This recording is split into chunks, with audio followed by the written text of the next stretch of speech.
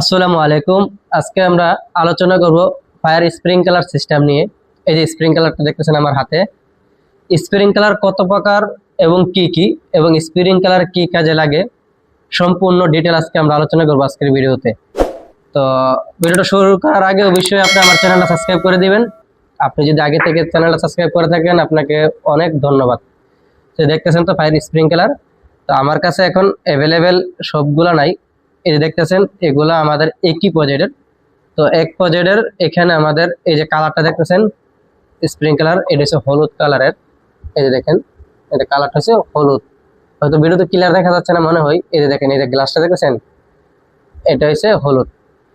কারণ এটার কাজ কি ওই প্রকার, এটার কাজ আছে এই যে দেখেন এই যেমন এই হলুদ কালারটা, এই হলুদ কালারটা কিন্তু আপনার এটা একটা ডিগ্রির মাধ্যমে সেট থাকে। এই যে গ্লাসটা দেখতেছেন এই গ্লাসটা, এটা আপনার 79 ডিগ্রিতে যদি তাপ লাগে, মানে 79 ডিগ্রি তাপ যখন লাগবে এখানে আগুন যদি লাগে, কখন মনে করেন যে ফর এক্সাম্পল এখানে আগুন লাগছে, ফায়ার হয়েছে, বা যে কোনো গরমের তাপ লাগছে 79 ডিগ্রি সেলসিয়াস এটাতে লাগবে, এটা অটোমেটিক ফেটে যাবে।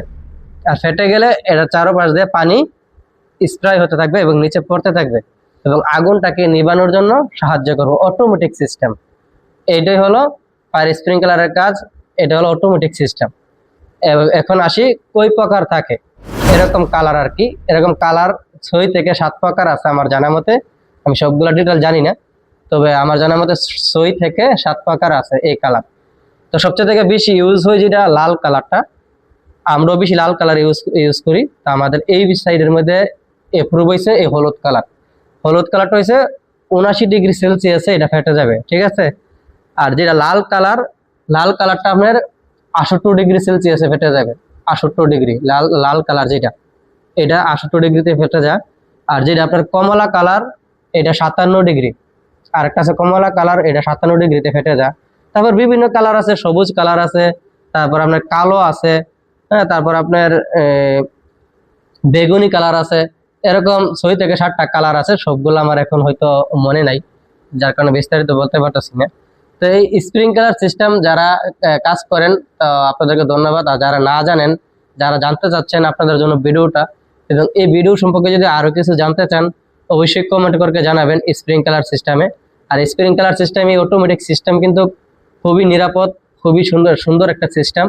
কারণ কি আপনার যারা বড় বড় ফ্যাক্টরি আছে বা বড় বড় বাসা বাড়ি আছে, ওনারা কিন্তু এখানে স্প্রিংকলার লাগাচ্ছে, অফিস আদালতে লাগাচ্ছে। আমি যে অফিসটাতে আছি এটা তো লাগানো আছে, এই যে দেখেন এখানে স্প্রিংকলার, এই যে এটা তো ফায়ার সিস্টেম লাগানো আছে। তো আমি আপনাদেরকে বলবো আপনারা যদি পারেন এরকম অটোমেটিক সিস্টেম, এরকম ফায়ার সিস্টেমের লাগাতে, আপনার বাসা বাড়িতে লাগাতে পারেন, বা আপনাদের কলকারখানাতে ফ্যাক্টরিতে লাগাবেন। এগুলো লাগালে কি হয়, যদি কখনো ফায়ার হয়ে আগুন লেগে যায় তো কিন্তু অনেকটাই সহযোগিতা করে। ফায়ার সার্ভিস আসতে আসতে অনেক সময় লেগে যায়। দেখা যাচ্ছে একটা ফায়ার হয়েছে, আগুন লাগছে, ফায়ার সার্ভিসটা কল দিয়েছেন, ফায়ার সার্ভিস আসতে আসতেই কিন্তু অলরেডি অনেক ক্ষতি হয়ে যায়, অনেক পুড়ে যায়।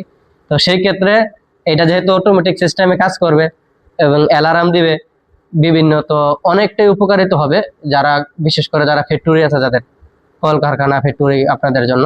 তো আমি বলবো আপনাদেরকে আপনারা সবাই এগুলো লাগানোর চেষ্টা করবেন। তো অবশ্যই ভিডিওটা যদি ভালো লাগে লাইক কমেন্ট শেয়ার করে দিবেন, অন্যদেরকে দেখার সুযোগ করে দিবেন, এবং আমাদের চ্যানেলটাকে সাপোর্ট করবেন, সাবস্ক্রাইব করে রেখে দিবেন।